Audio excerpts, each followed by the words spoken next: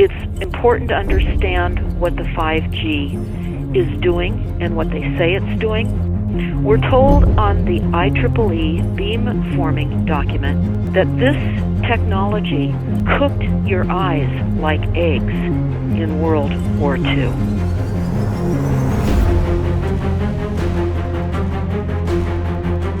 And you all need to understand these are military weapons. These are assault frequencies. If you garner nothing more than that, that's what you need to know. It's microwave radiation warfare. This is what this is.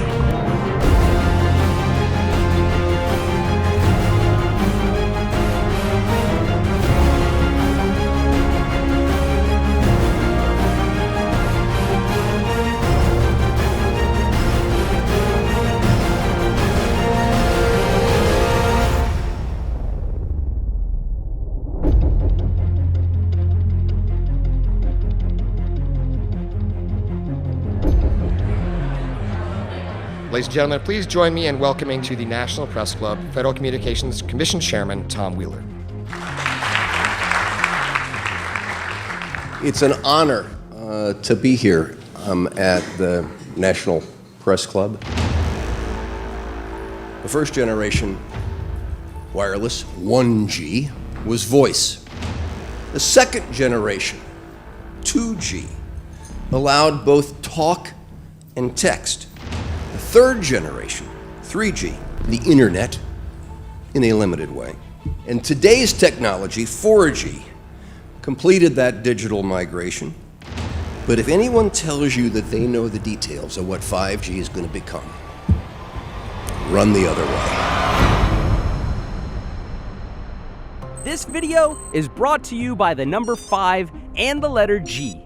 And pretty soon, everything else will be too. I have to tell people 5G is a killer.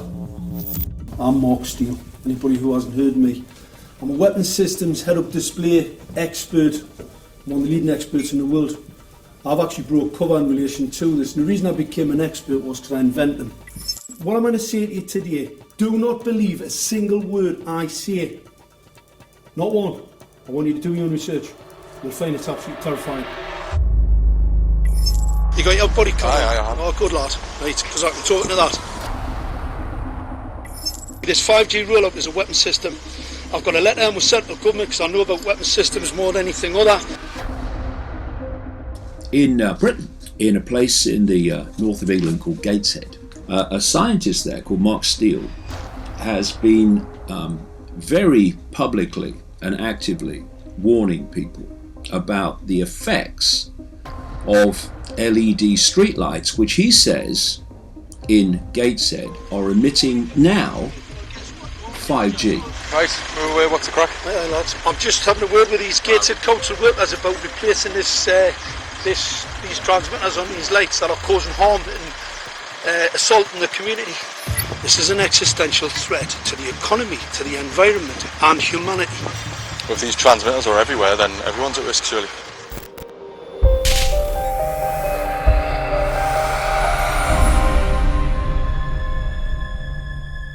There's a lot of confusion about what 5G is.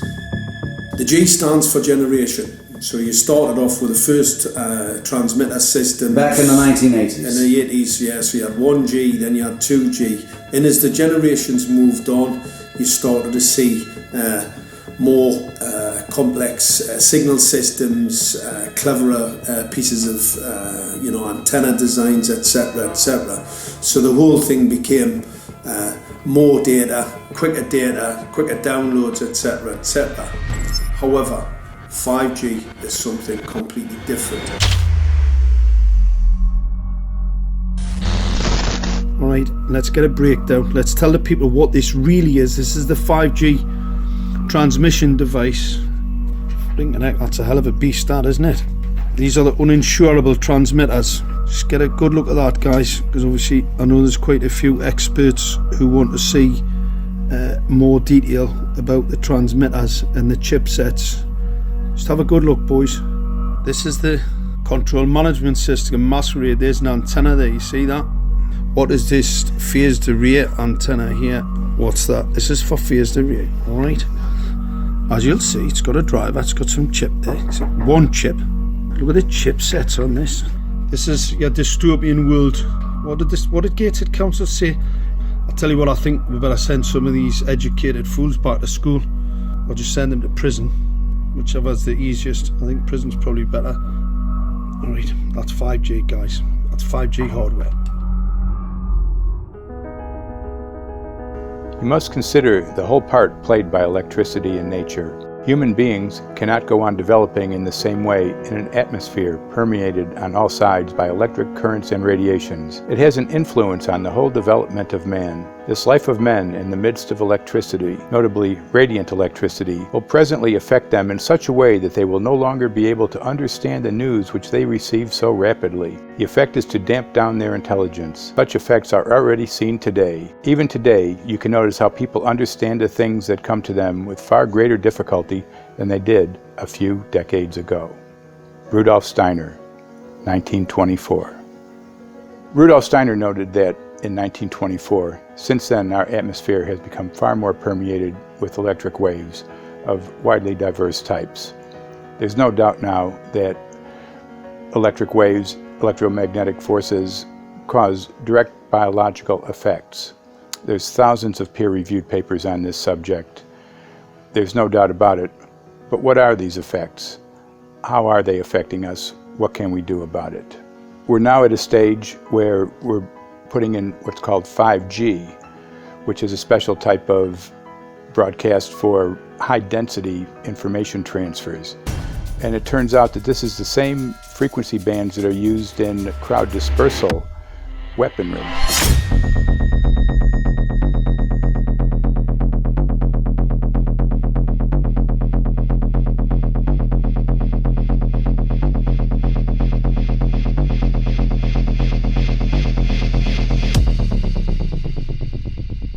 5G, first and foremost, is densification. So it's significantly more transmitters in close proximity to a human, and it is also a sophisticated, illegal, unlawful transmitter.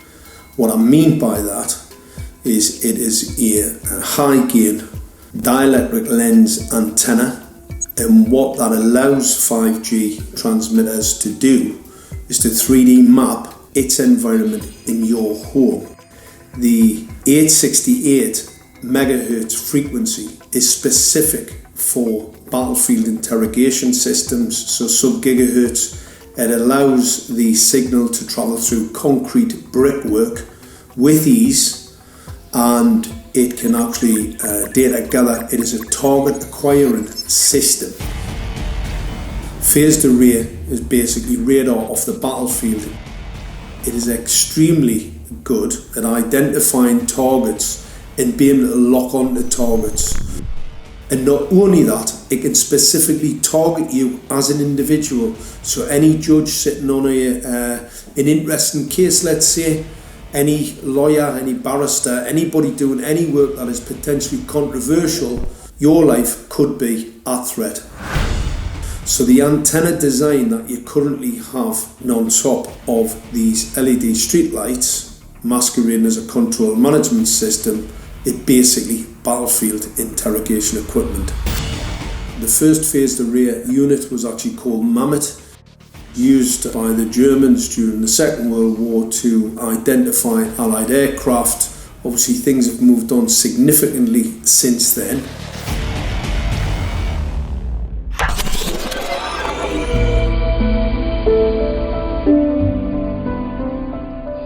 Well, I joined the Royal Navy in 1960, and I specialised in microwave warfare. Radar, obviously, which uses microwave, but they don't just teach you radar, they teach you all about microwaves and other uses.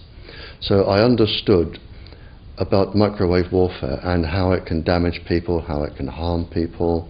Microwaves then were used as weapons, as they are today. It is a perfect stealth weapon, and when governments don't like a group of people, For instance, the ladies who protest at Greenham Common in England about the American missile base they camped, they were microwaved. We microwaved Catholics in Northern Ireland to make them sick.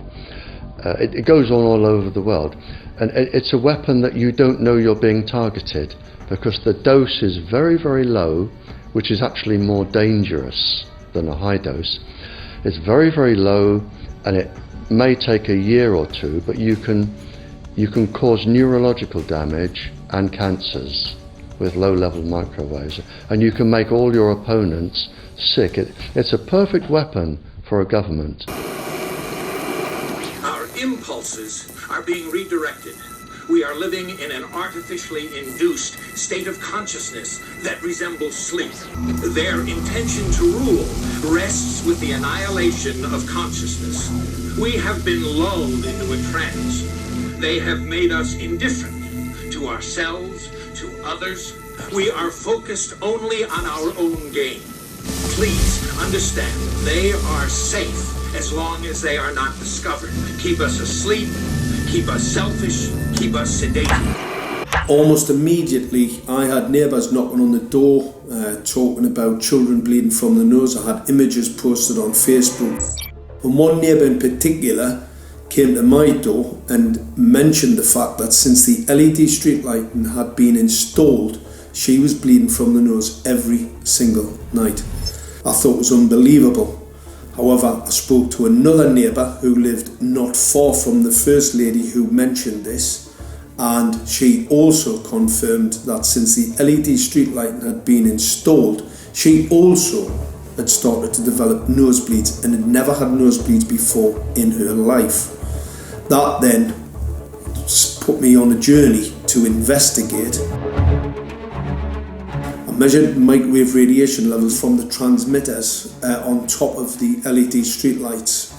The basic 868 megahertz, it was significantly higher than the current Council of Europe 1815 resolution, which is a maximum of 600 millivolts. I've measured up to over 3,000 millivolts. 5 to 6 times higher than the guidelines. Significantly higher than the current Council of Europe 1815 resolution, which states that 200 millivolts should be the maximum. The Bioinitiative report states that it should be significantly less than that. So we've got the Council of Europe, that's, you know, the international criminal courts are stating that, you know, the learned judges have said that 200 millivolts, and I'm measuring in bedrooms in Gateshead, minimum 600 and up to 4,000. Does this mean that in 2020, 2021, when 5G is destined to roll out globally, that you're going to get those kind of readings everywhere all the time?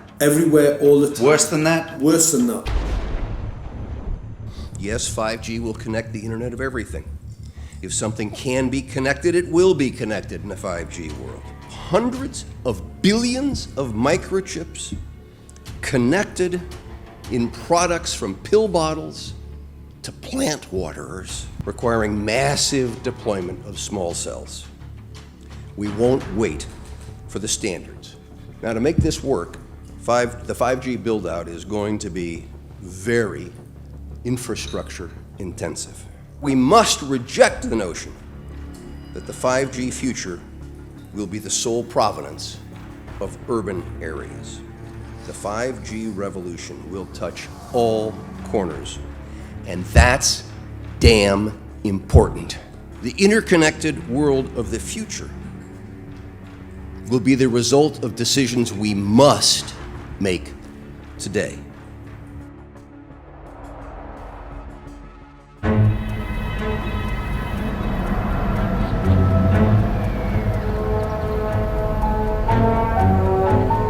The main issue before us today is Senate Bill 637 and Senate Bill 894, the former by Senator Hugh and the latter by Senator Knopf.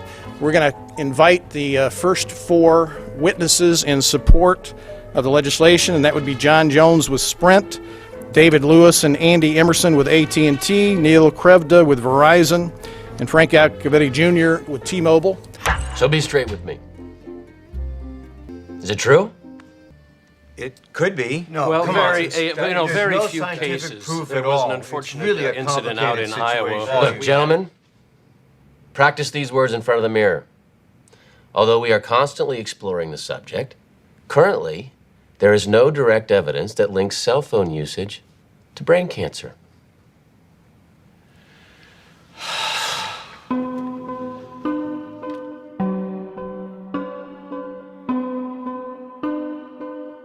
I'm Sharon Goldberg. I'm an internal medicine physician. I've practiced medicine for 21 years, and my background is mostly academic, internal medicine, hospital-based, clinical research, and medical education. I'm a certified Microsoft small business specialist. I worked on space station designing the cabling system for the airlock module, where I was responsible for EMI, EMC analysis, which is electromagnetic interference, electromagnetic compatibility. I am a professor in the Department of Epidemiology, Biostatistics, and Occupational Health, and I teach there both toxicology and health effects of electromagnetic radiation. My name is Daphne Tachover, and I'm the founder of an organization called We Are the Evidence. We are an organization that represents the many adults and unfortunately many children who have become very sick from wireless technology radiation. There seems to be a couple false Easter eggs being put out there right now. I want to make sure we dispel that right off the gate.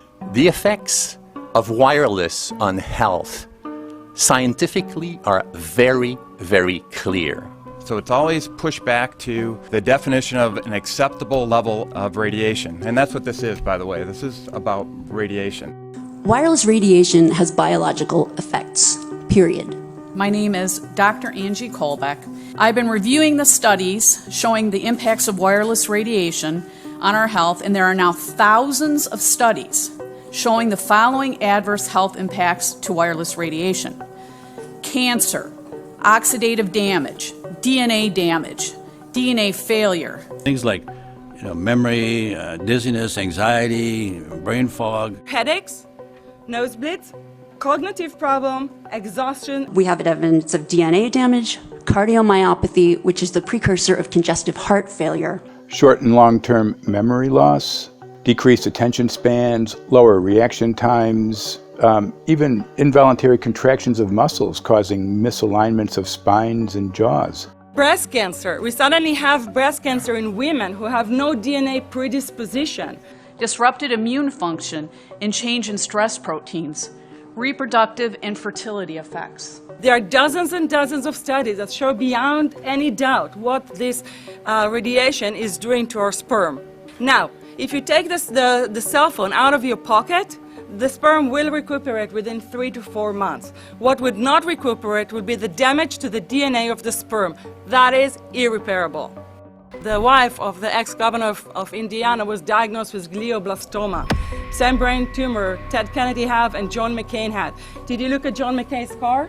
This is a cell phone brain tumor. LeBron James, one of our sports people, had a salivary gland tumor.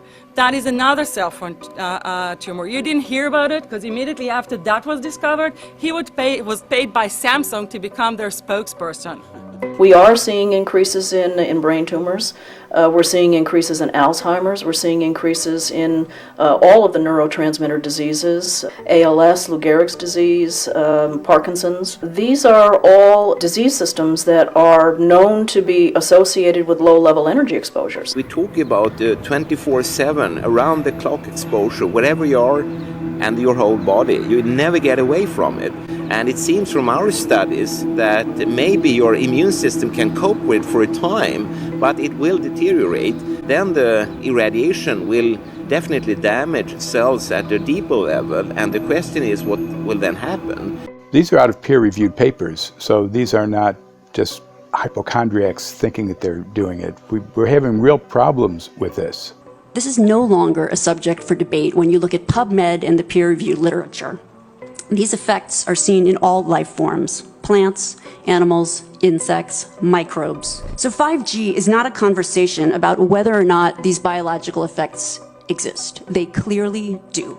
There is scientifically evidence that is so strong that you can be certain that the standards used by the FCC to manage health effects are wrong. We need to start measuring how much radiation are people being exposed to.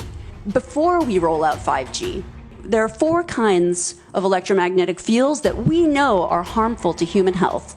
So radio frequency radiation, magnetic fields, dirty electricity, and electric fields, okay?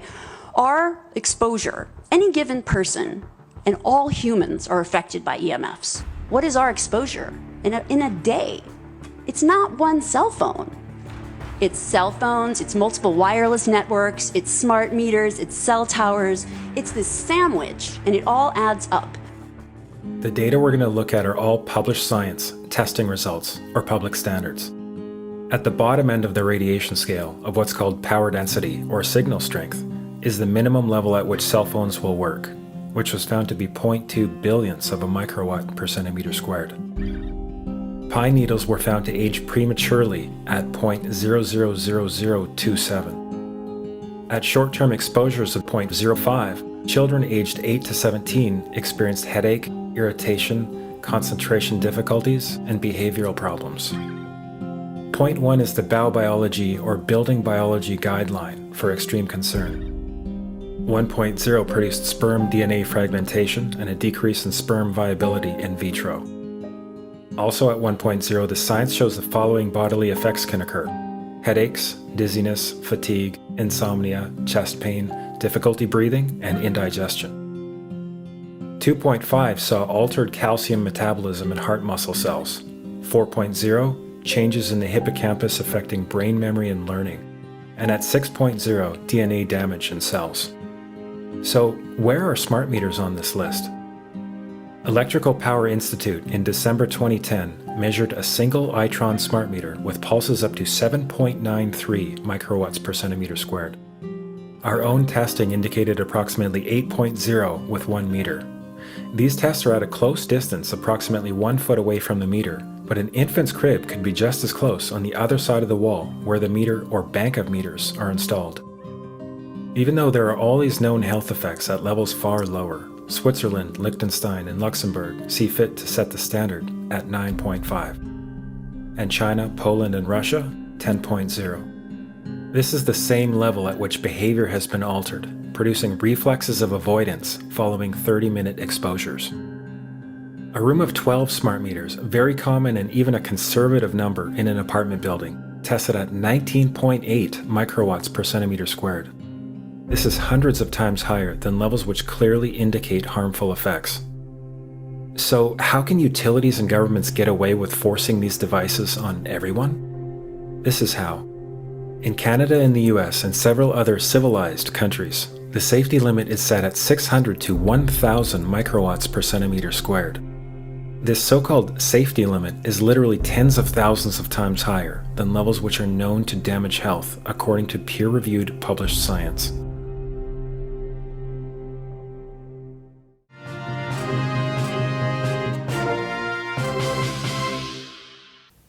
Faster, better, more reliable internet. That's the promise of 5G technology, but there is also the peril. Health hazards associated with radio frequency that is higher also and requires more transmitters and antennas.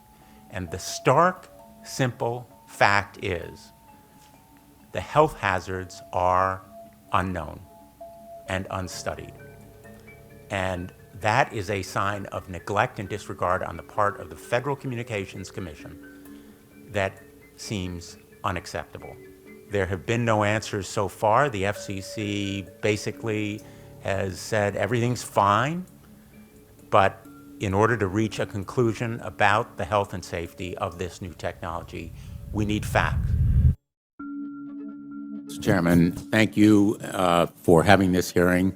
5G, as you well know, also uses higher frequency waves that don't travel as far and will rely on a network of hundreds of thousands, potentially millions of small cell sites. And the question then is, are there any health implications, any public safety implications to those additional sites that are likely to be located close to homes, schools, workplaces, and closer to the ground, correct? Correct, Senator. Yes. So my question for you, particularly Mr. Gillen and Mr. Berry, how much money has the industry committed to supporting additional independent research? I stress independent research. Is that independent research ongoing? Has any been completed? Where can consumers look for it? And we're talking about research on the biological effects of this new technology. Thank you, Senator. I think, thank you for your focus on the issue. Safety is paramount, and as you alluded to, we rely on the expert agencies, we rely on the findings of the FDA and others as to the requirements to keep all of us safe. There are no industry-backed studies, to my knowledge right now. Happy to visit with you as to what opportunities you think there needs to be more studies, and we're always for more science. We also rely on what the scientists tell us. So essentially, the answer to my question, how much money? Zero. I can certainly follow up with you, Senator. To my knowledge, there's no active studies being backed by industry today. Anybody else know of industry commitments to back research, fund it, support it, to ascertain scientifically the health effect?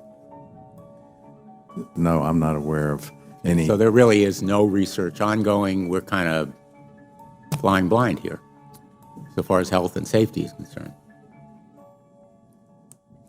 Thank you, Mr. Chairman.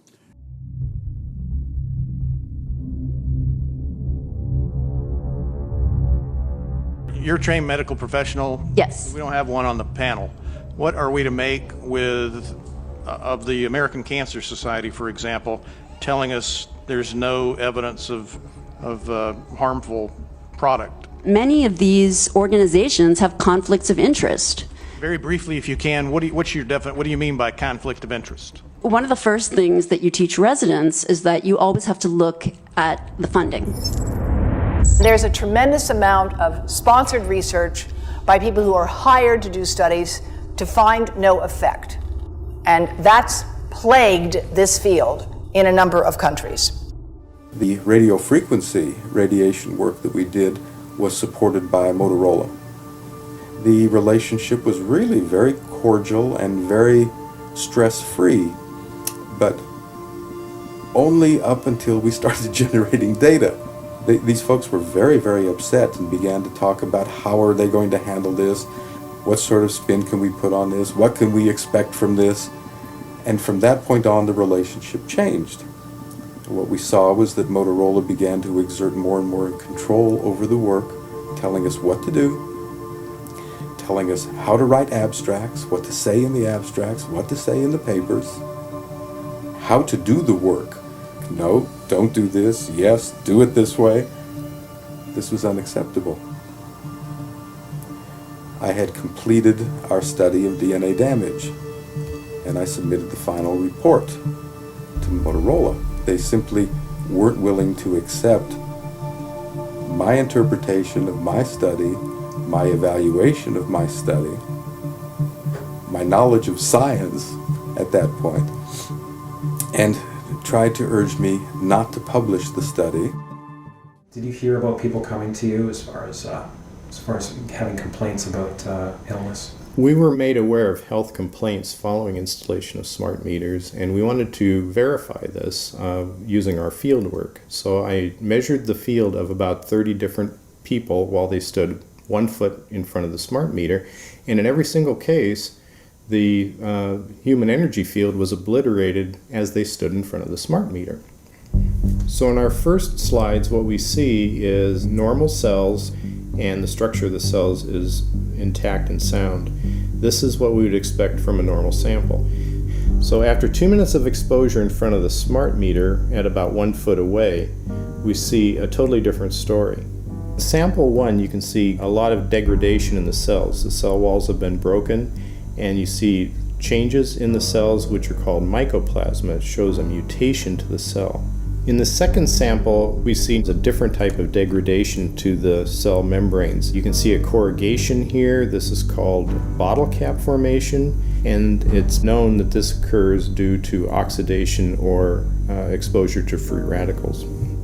So this third subject, when we did her sample, she had to be pulled away from the meter after 45 seconds because she complained about an increasingly severe headache.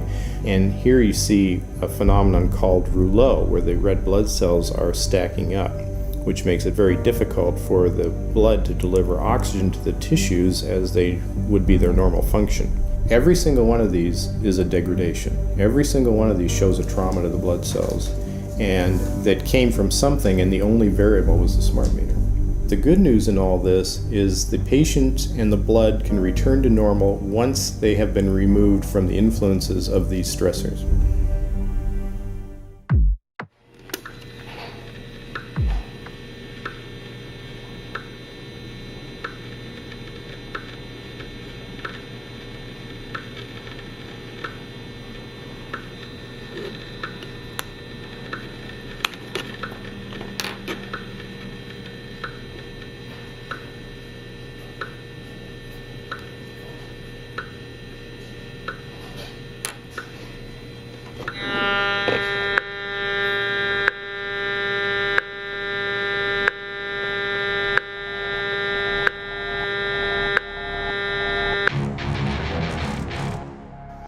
Some of the effects that we can look at, well, one thing is just our regular Wi-Fi, 2.4 gigahertz. That's in the same range as microwave ovens, which are also called radar ranges, because that is radar. 2.4 gigahertz is interesting. It's not the peak absorption rate in water for microwave frequencies, but it's at a point where it allows full penetration, because if it came in at the peak, it would prevent the insides from getting warm. So that's with basic Wi-Fi. Now when we look at 5G, 60 gigahertz, this is what they call active dispersal sort of weaponry, just to keep people back. It burns the skin, it doesn't penetrate, but 60 gigahertz is the frequency of oxygen molecule absorption. Since they have electrons that they share with each other, what we breathe is actually O2, pair of oxygen. So being bombarded with 60 gigahertz could very well impair our oxygen absorption rate in our body, and thereby the whole basis of our living system. Martin Pall says, putting tens of millions of 5G antennas without a single biological test of safety has to be about the stupidest idea anyone has had in the history of the world. So assessing all this, we have experts in various fields: military EMF weaponry, biological effects on humans, firefighters that are getting cognitive impairment by being there in them, countries that are banning these sort of technologies around schools because of the impairment to cognitive. Let's weigh that up in light of what Rudolf Steiner said in 1924 about just mere radio causing the impairment of cognitive functions on people, that they can receive news from around the world, but they can't understand it as well because of the effect of the electricity. We have to say, something smells sinister here. With the 5th generation, it's actually a whole new ballgame. It's not using the same technology. They're switching to military-grade millimeter wave technology. And when you look at this technology, I mean, if you go and look at DARPA reports, come and look at some of the patents that the United States military has put out on what they can do with psychological weapons, all sorts of things, crowd control, active denial, anything you can think of, this is what they can do with 5G. So any type of military application you can think of which has an electromagnetic base, they can do with 5G. And they're putting this out blanket across the population. Ladies and gentlemen, the President of the United States. Good evening, my fellow Americans. In the councils of government, we must guard against the acquisition of unwarranted influence, whether sought or unsought, by the military-industrial complex. The potential for the disastrous rise of misplaced power exists and will persist. We must never let the weight of this combination endanger our liberties or democratic processes.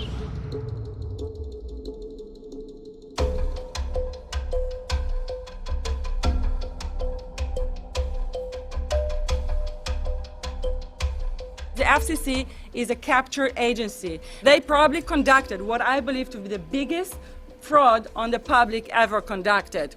The FCC has been described by Harvard University's Center for Ethics writer Norman Alster as the most captured agency in DC, acting more as an industry cheerleader than a regulator. This is especially true today with 5G, where there are serious safety concerns and potentially misleading information coming from the FCC. For example, the previous chairman of the FCC is Tom Wheeler. He was the head of the Wireless Lobby Association for 14 years. Now remember, Obama told us there would be no lobbyists in his administration, so he took the biggest lobby and put him as a head of the FCC. And that's damn important.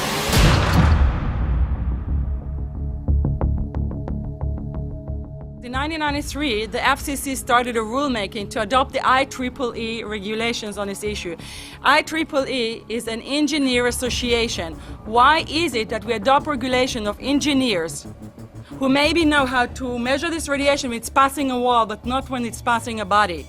All our health agencies objected it, saying that it makes no sense to adopt engineer association, that they had not even one biomedical person on their team. They are effectively indemnified against adverse health impact lawsuits when the acceptable limits are higher than the limits actually shown to show harmful health effects.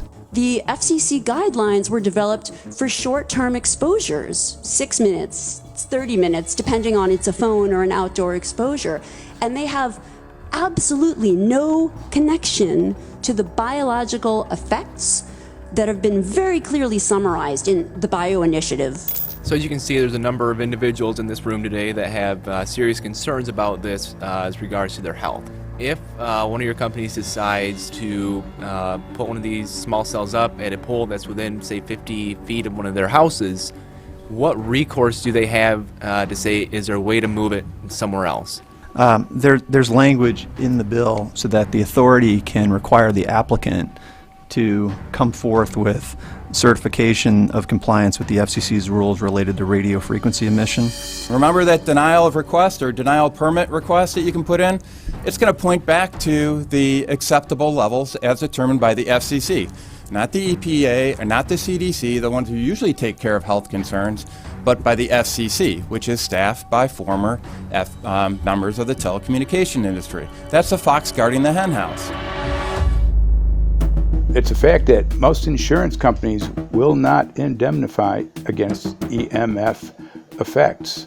Telecom companies around the world are warning their investors of potential major costs due to real or alleged risks of EMF pollution from their products.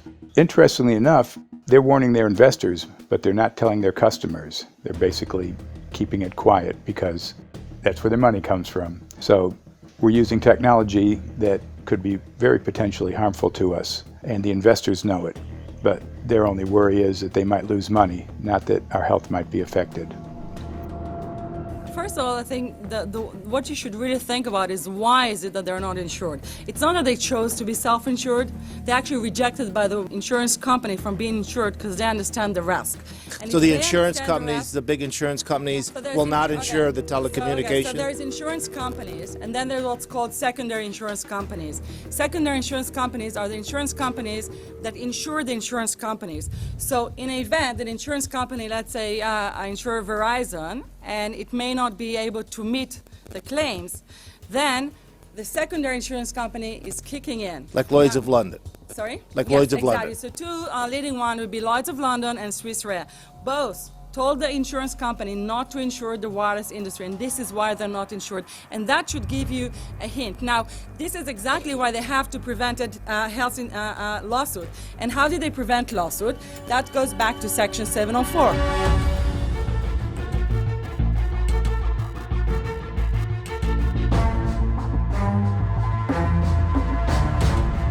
Section 704 was passed in 1996. This is how our rights in regards to health were taken away by the wireless industry. What this legislation did, it gave the power to regulate the health effects of wireless technology to the FCC. FCC is a spectrum auctioning agency. It's not a health agency. They don't even have one biomedical person on their team. And then the other thing that Section 704 did, It actually took the power from the state to regulate location of cell towers based on health. And what does it mean? It means that if they want to put a cell tower in front of your home, you cannot go to your city council and say, hey, stop, I don't want it. I just heard in a lecture that there are 10,000 studies proving that it's harmful. I don't want it. My child is sick. They will tell you, stop.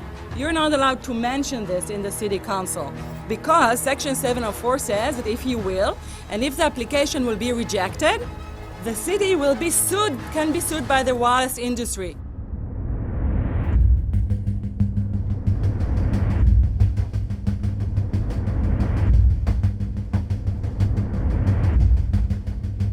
A major U.S. government study on rats finds a link between cell phones and cancer. Very first government study linking the radiation from cell phones to cancer. Two-decade, $30 million federal study out today found there is some evidence of a link between cell phone radiation and brain cancer.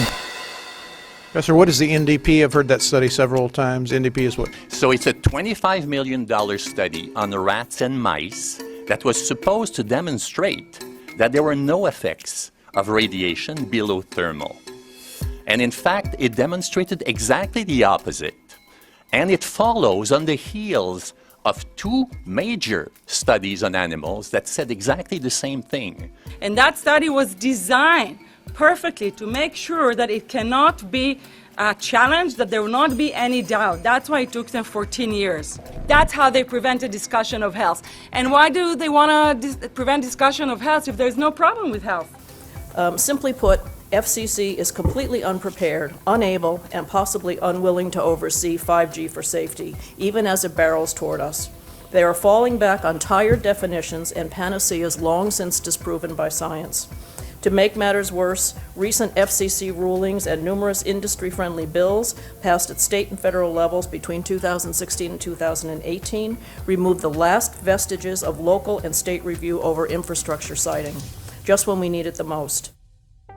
When those first studies were performed years and years ago, nobody knew about the importance of the microbiome, the role of the microbiome and the immune system, and even less the role of the microbiota inside our brains, that is, the microbes that are normally resident inside our brains, whose influence on brain function is nothing but immense. And you may think, well, who cares about the microbes?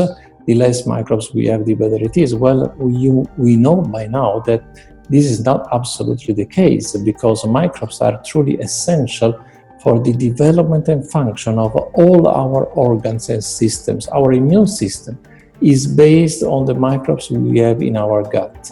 And our brain also has microbes that influence its function. In tests, it's been found things like mold.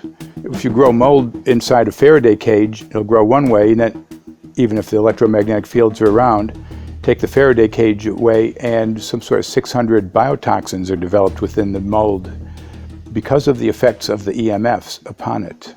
Electromagnetic fields, even of weak quality, have an effect upon our microbiome, which is really essential to our whole being. This is going to eviscerate microbial DNA inside human beings, which is our effective operating system, number one. So it may not impact human DNA in laboratory experiments right now, and they're saying it doesn't impact human DNA. But given that human DNA is less than 1% of the cellular DNA in the human body, the rest of the cellular DNA is microbial, and we know that this will eviscerate microbial DNA. So we're talking about a takedown of the operating system of human beings. Exactly. I couldn't have put it better myself.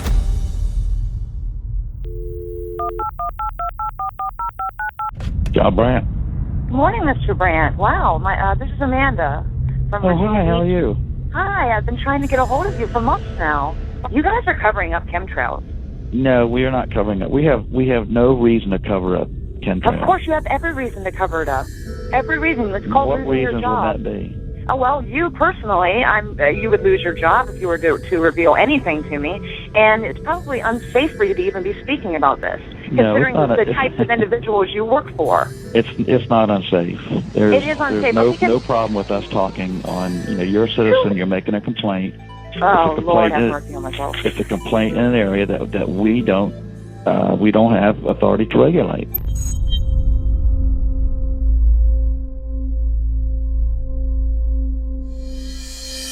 So the connection between chemtrails and 5G. It's all interconnected. The metallized particulates, that would allow the 5G phased array, so basically the radar, that would allow it to be able to identify you, so it can watch you, it can identify you in your own home 24 hours a day, 7 days a week. For the last X amount of years, we've been through chemtrailing, and that is now the cat is out of the box. We've had these nanoparticulates raining down on humanity for years now, impregnating our bodies, by best account staying inside our bodies. Those nanoparticulates, what you're saying, are building up a kind of a phosphorescence glow capability so that we can be flagged up in our homes, behind concrete and steel, inside bunkers, in the basement, doesn't matter where you are. The 5G will be able to now triangulate, map and read you, because you as a living being are impregnated with these nanoparticulates, which are acting as a kind of transmission and reception technology. It's exactly, absolutely exactly. You have to consider that DNA also works as a fractal antenna, which is able to send and receive and also to process signals under the form of radio frequencies. Well, then there is no doubt that artificial radio frequencies, such as those of cell towers, and in particular these new types of towers that have a much higher density of signals, they may somehow interfere with the ability of DNA to retain and transmit biological signals. So this is one level of danger that very few biologists are aware of. How much effort was put forward to address this, what most of these people are, or many of these people are here for, which are the health concerns? Was there any dialogue back and forth? Was there any working, was there many studies evaluated to look at regarding this area? Maybe not every person that has concerns on the legislation was brought to the table. Okay, so from your perspective, you feel that there was a legitimate amount of time to evaluate the data that the opposition would have on this? Absolutely, and I wouldn't put forth something that I didn't believe in. And I'll tell you, as I mentioned earlier, and it's been commented several times amongst the panel here, this is truly an economic development issue. Our 3-year-old, again at home, is outraged when we pull out the driveway and he's not able to access Wi-Fi.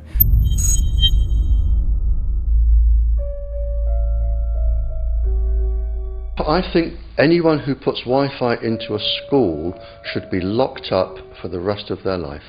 I really do. I think they're not fit to walk on the surface of this planet because they haven't looked at the research, and whatever incentive they have, it is not worth the genetic problems that parents are going to face with their children when they're born. France has banned Wi-Fi in nursery schools and put warnings out for regular schools because they're finding there's impaired learning capacity in children when they're around Wi-Fi. And they have to put up warning signs where they put Wi-Fi transmitters. When I got sick and I learned that they're putting Wi-Fi in the schools in Israel, I was very sick at the time, but I could not tolerate the thought that children in the schools will become as sick as I have. And after a few months of correspondence, I submitted a Supreme Court case in Israel to ban the use of Wi-Fi in the schools and replace them with wired network. The 4 top diseases that kill our children, our young adults right now, are brain tumors, thyroid cancer, testis cancer, rectal cancer, everywhere we put our cell phones. And a lot of our children are sick and they're being misdiagnosed and mistreated because the wireless industry has put billions and billions of dollars in the past 30 years to mislead the public as to the health effects and keep the public uninformed. We are performing an experiment on children. We are exposing children to microwave radiation for 6 hours during every school day. We have had absolutely no studies looking at the long-term effects of this radiation on young people or even on adults. A considerable amount of research shows that developing brains and bodies of children are much more affected than adults.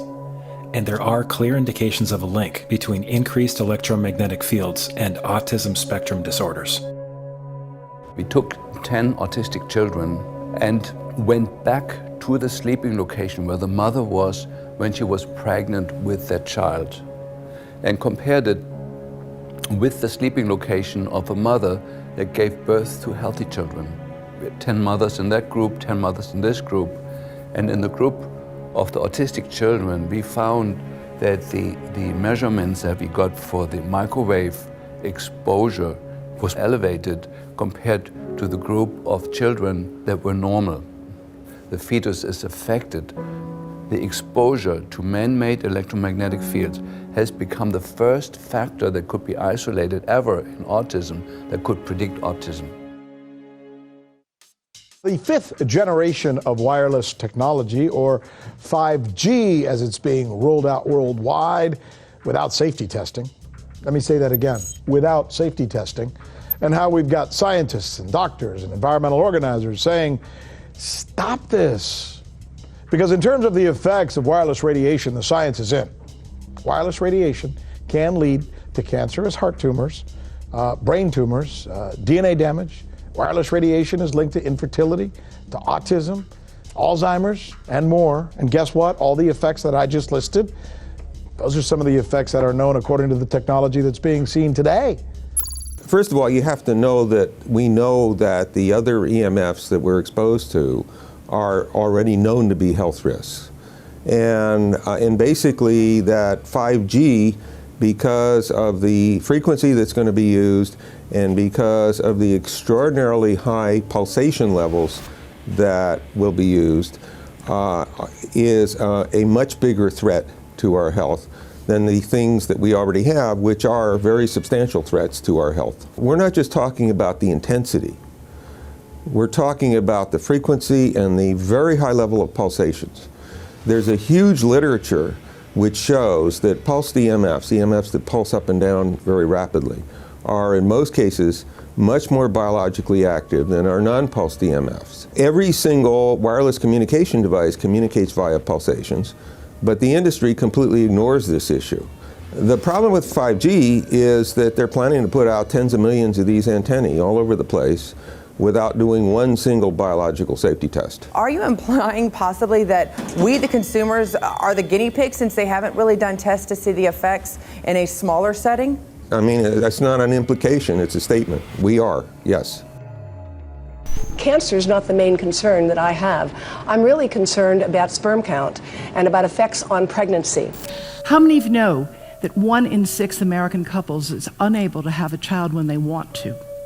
How many of you know that last year the birth rate in this country dropped the most that it ever has in recent history, 3% in a single year? People look at the sperm, and people use cell phones, and the sperm, usually sperm swim, and they swim straight. But if you expose them to radio frequency, mobile phone waves, they swim in a circle. Studies have been done here in Australia, taking sperm from healthy men. And one test tube gets exposed to cell phone radiation, and one test tube is not exposed to mobile phone radiation. And then the results are evaluated. And this is a measure of vitality. We measure how well the sperm swim. This is a measure of motility. This is a measure of mitochondrial DNA damage. They have 3 times as much damage on their DNA if they have been exposed to mobile phone radiation. The data on that are rock solid. Cell phones can damage sperm quantity and quality. Your embryo, your uterus in the fetus, where your child is developing for the first 100 days, in the ovaries, the eggs do not have that protection. So they are at maximum risk from radiation. And for the first month or so, you wouldn't even know you were pregnant. You wouldn't even be taking precautions. That is the main danger area. So you give birth to a daughter, but her ovaries are now contaminated. She may be normal, she may be genetically damaged, but her ovaries are at the most risk. So when your daughter grows up and she becomes pregnant and has a baby, this is where one of these eggs will be fertilized and come out.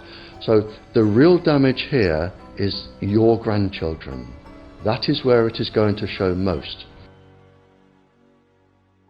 Do you think that there is a chance that within the third generation of females, they may be irreversibly sterile? Not in the third generation, but in the fifth generation, and that would for humans be something in the order of 150 years ahead of us. And of course, then it's too late to say that you are sorry, and it's very too late to say stop. There is a wealth of papers. I mean, we're talking about thousands of published papers in the scientific literature, few of which, or sometimes none of which, have entered the official documentations from authorities and likewise. So I think it's really time to have an independent compilation of data. Such was done at August 31st, 2007 in the form of the Bioinitiative report, of which I was one of the authors. And then we put together approximately 2,000 scientific references on a little bit more than 600 pages, clearly saying that if you, for instance, if you are a rat or a mouse or a cell or a molecule, you should definitely not allow yourself to be exposed to this. And in the meantime, we have this full-scale experiment using our own kids. One interesting case, John Patterson, he was a telecommunications engineer in Sydney, Australia. Very brilliant man. For 20 years, John tested Telstra digital systems. Over the time, he realised the dangers of electromagnetic radiation. It disrupts the bioelectric system of your body, which is really your brain, your nervous system, how your muscles talk. And he tried warning of these effects through different agencies, through his company. Got all the test gear out and measured it and drew up a report, and I was immediately removed from service. Finally, in 2007, he took matters into his own hand. He commandeered a used British Army tank and went and destroyed 6 cell phone towers in Sydney, Australia, because he wanted to stop this. He was trying to make a point. The message was that how dangerous it was. You know, these people were elected by us to manage our infrastructure in a responsible manner. That is the sole purpose of government if it's going to exist at all. And if it doesn't do that, then it has no right. It is invalid. So we need to pull this infrastructure down. We really do. But in order to do that, I mean, we can't just be some violent domestic terrorist. You've got to bring this awareness to the people that these towers are doing them damage. You don't need bandwidth that fast. And they're not doing it so you can download movies quickly. They're doing it so they can track every single thing you do and bring in this social crediting system to control even everything you think. There's a story about a lady called Claire Edwards. She was a United Nations staff member, and she was warning of the potentially catastrophic dangers of 5G technology. I took the issue to the UN Secretary General, Antonio Guterres. He is a physicist and electrical engineer, and lectured on telecommunication signals early in his career, yet asserted to me that he knew nothing about the dangers of 5G. Current public exposure levels are at least 1 quintillion, that's 18 zeros, 1 quintillion times above natural background radiation, according to Professor Olle Johansson of the Karolinska Institute in Sweden. The highly dangerous biological effects of EMFs have been documented by thousands of studies since 1932, indicating that we may be facing a global health catastrophe orders of magnitude worse than those caused by tobacco and cigarettes. 5G is designed to deliver concentrated and focused electromagnetic radiation in excess of 100 times current levels in the same way as do directed energy weapons. There is currently an international appeal signed by 237 EMF scientists from 41 nations urging the UN and particularly the WHO to exert strong leadership in fostering the development of more protective EMF guidelines, encouraging precautionary measures and educating the public about the considerable health risks, particularly the risks to children and fetal development. Sorry, because we are talking with someone that is a little bit ignorant on these things. We're talking to the Wi-Fi systems. I become worried because I put those devices in my house.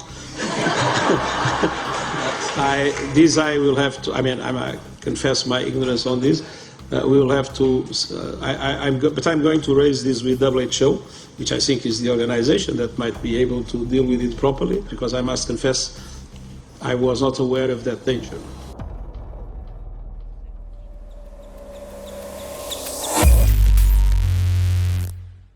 In 1996, when the Telecommunications Act was passed, in it was a provision essentially that kept local officials from addressing health issue concerns when approving or not approving a cell tower. So that's correct. But then something new is happening. We've talked a lot about it on the Solari report, thanks to Jason Bowden-Smith and his website, EMF Warriors. But this is new. This is very, very new. So you're basically, sending out an appeal on something that in one sense hasn't happened yet. This is not just an incremental change. This is a big step up. It's a sea change. An onslaught's not an improper word. It's a bombardment. So instead of a cell tower 1 mile or 2 miles from you and you still have cell phone service, we're going to have antennas every block, and some poor soul is going to have one mounted to a utility pole maybe less than 20 meters from their home. So this kind of, invasive bombardment with this many antennas, just in 1 square mile, if you do the math, 1 per block and 16 blocks per mile, that's about 250 antennas per square mile. The millimeter wave is untested. Former FCC Chairman Tom Wheeler openly said that they don't plan to test. We won't wait for the standards. And then our appeal also addresses the fact that there's a plan to roll out 5G through satellites in low Earth orbit. So 20,000 satellites, which will cover every square foot of the planet with a 5G signal. 6, 5, 4, 3, 2, 1. Night after night, politicians and other leaders were telling Americans that Sputnik revealed that we were at great risk. Not just our pride, but our security is at stake. If Russia wins dominance of this completely new area, well, I think the consequences are fairly plain. Probable Soviet world domination. We choose to go to the moon in this decade and do the other things, not because they are easy, but because they are hard. Because that challenge is one that we're willing to accept, one we are unwilling to postpone, and one we intend to win. Welcome, everybody, to the White House. This is White House 5G Summit. My name is Justin Clark. I'm the Director of Public Liaison, and we are thrilled to have you here today. Really happy to be joined by a lot of leaders in industry, members of Congress and the Senate, White House leaders on this, and people from the FCC. Before we start, one, we are government, so don't assume we know anything, okay? I do agree, I don't know anything. I have become accustomed to giving speeches in my new position on subjects about which I frankly know very little, and we need more cell towers and connections in Connecticut, my home state. It's ridiculous. The U.S. is in the lead thanks to our private sector as well as the work of the FCC and this administration overall. But China and South Korea and many other countries are eager to claim this mantle. We have every intention to deploy 5G first and reap the benefits of faster and more robust wireless. Yes, I hope we beat China, of course. And get to gigabit speeds and low latency, and the race has begun. Let there be no mistake.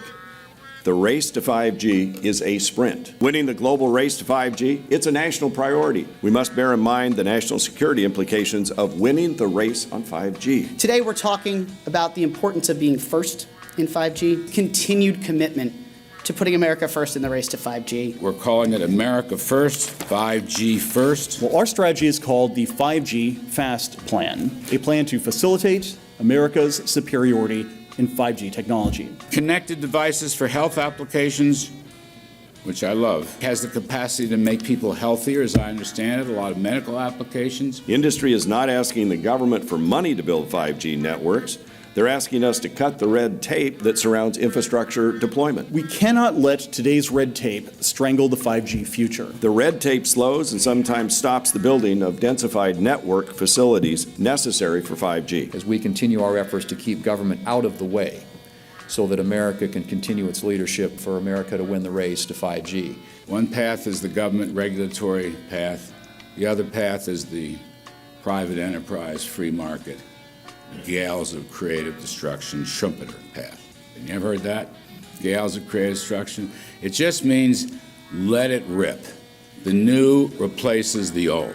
With 5G, we're on the cusp of another era of American innovation. It means an even more connected world for everyone around us, unlocking the potential of the Internet of Things to become safer, healthier, and more sustainable for our future. You know, sometimes, look, we all believe in the 10th Amendment, but sometimes you have to override it.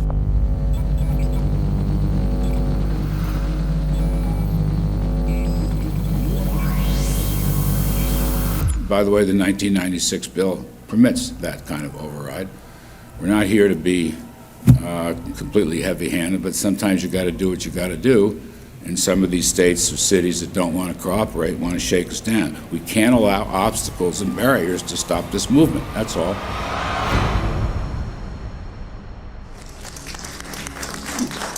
And this happened in Canada. I mean, there were some activists I was working with up there that said, well, you know, we won a victory. We got the Public Utilities Commission to allow us opt out. And I said, boy, that's divide and conquer. They just got rid of the people that were raising hell. So, you know, that's not the answer. We need to opt out everybody. An opt-out is an agreement to pay to not be harmed. An opt-out is volunteering into extortion. An opt-out says that if I don't pay you, you have the right to harm me.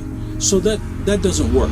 This is a mandate. This is being pushed down your throat by a company that is not responsive, by a government that is not responsible, and it's being done in a collusion that's designed to undermine the individual rights of individual people in communities across the country and around the world. The Minister for the Environment has a duty.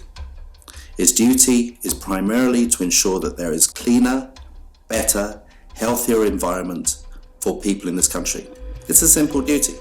He also has a responsibility in regard to science and innovation to make sure that that happens. What seems to be happening here, in fact one could say undoubtedly happening here, is he's using science and innovation to ensure that our right to life is threatened. There have been no public debates. There is no public discourse.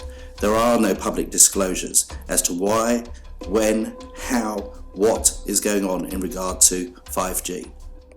That by itself is a breach of ministerial responsibility, and one which we really should look at in terms of a private prosecution against the ministers who have failed to protect our right to life. Okay, smart technology, smart meters, smart cars, not that smart, huh? What does smart mean? Anything that has smart attached to it, secret militarised armaments in residential technology. That's where smart came from. And smart, every bit of technology that you see today has all been developed for either some type of battlefield, some type of intelligence gathering system, and obviously these developments have to be commercialised, and people have actually took them into their homes.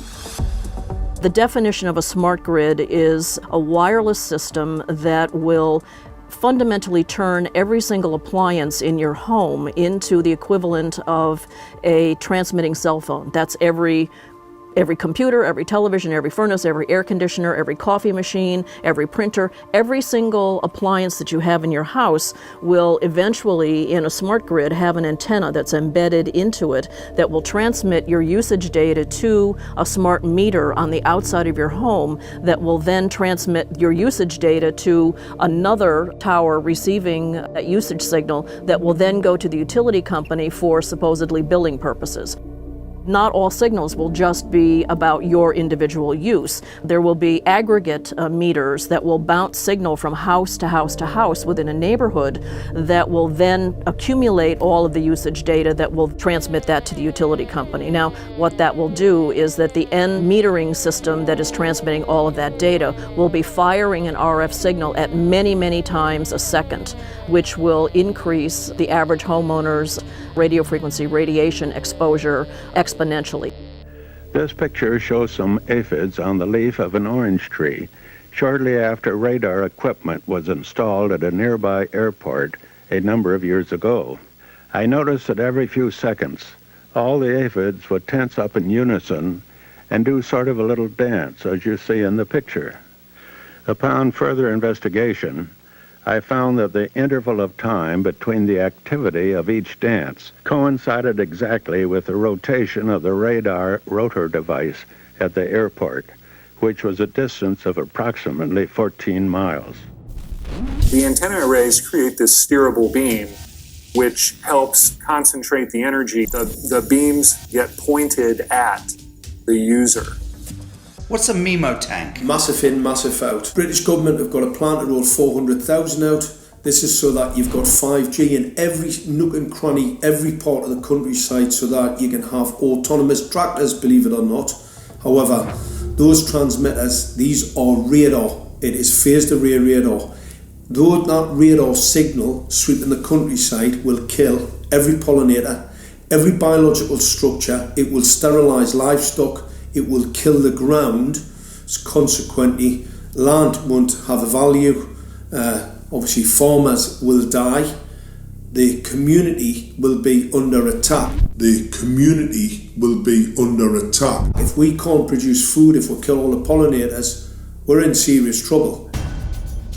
The takeaway is that 5G, the $1 trillion rollout of 5G by our friendly local government, is definitely a weapon system masquerading as a modern efficiency technology. It most certainly is, and what I put it down to, it's economic terrorism.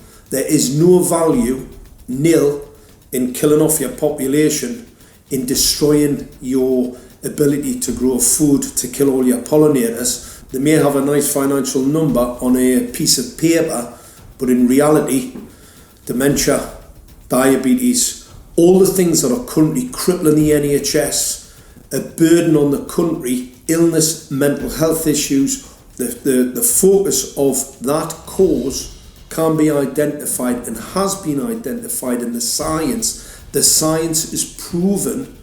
The epidemiological data that we're seeing on the street is now substantiating that science.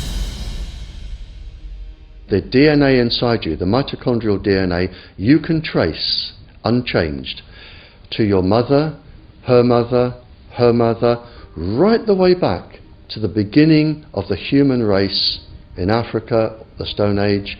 It is unchanged, the mitochondria, and that is being unchanged in your children, which means if you damage it, your child could be genetically damaged, then her child, and her child, and her child, forever. You are condemning the future generations of every single child. There is, however, a light at the end of the tunnel, or there is some ray of hope. Thanks to the principles of biological quantum entanglement that we have learned how to exploit in the field of biology and medicine, now we can transfer the information from the microbial DNA to the human DNA. And in so doing, we can train, so to speak, the microbes to withstand whatever extreme condition they are exposed to, including this new technology. And then we can train them to transfer this resilience of theirs to our DNA. So let's say that there are good reasons to be worried about the introduction of these new technologies, but fortunately, since the knowledge in the field of quantum biology, in the field of microbiome medicine is advancing as fast as potentially harmful technology, then we can exploit this knowledge to protect ourselves from any real potential or perceived danger from these new technologies. I've met with molecular and cellular biologists, with blood microscopists, with weapons development experts, frontline activists and researchers, and all the stories I'm hearing from these experts and pundits leads to the same thing. 5G is almost certainly the end game.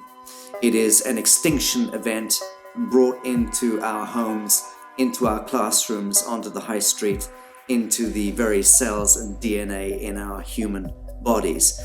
It is such a perilous threat that it is almost impossible to imagine, let alone describe. When the 5G signature goes live, it will tap into a multitude of satellites which are in geosat orbit around the surface of the Earth. Millions of surface antennas will pick up that signaling and will then scatter the signaling into hundreds and hundreds of millions of different micro antenna systems set up on street lamps and even in your home, which you're not aware of incidentally. The LED light bulbs in your home invariably contain the micro or nanotech lens flare capacitors which will receive the 5G signaling, and it will proliferate the 5G signaling everywhere by exploding the signal into billions of photons which will target everything all at the same time. This is stealth technology. This is invisible science. But what it means in simple terms is that you will be flagged up, visible, trackable inside your own home. Anywhere you move on the surface of the Earth, they will have a lock and load tracking capability over you. You will be visible to invisible masters, each one of us, all the time. Today, our governments and the corporate sector have managed somehow to infiltrate the mainframe of our civilization and are pushing through a $20 trillion infrastructural rollout without any, and I mean without any, health science running behind it. There have been no tests. Your government and your health authorities are either in collusion on this matter of genocide and ecocide, or they're just damned stupid, and I would suggest it is the latter. Shame on the technologists and the electricians who are furthering this technology in our homes, in our offices, in our streets. Shame on the legislators and the parliamentarians and the troglodytes and bureaucrats that proliferate our society today. Shame on that echelon for putting their signatures to contracts which allow the fast tracking of this technology into our homes and onto our high streets. Shame on the parliamentarians and international leadership whose wetting signatures and seals of office are sanctioning and permissioning the rollout of something which is arguably the greatest threat to humankind. Shame on each one of us who now fail to get up out of our homes, walk out of our front doors, and challenge every so-called authority who dares to violate our bodies, our homes, and our future generations.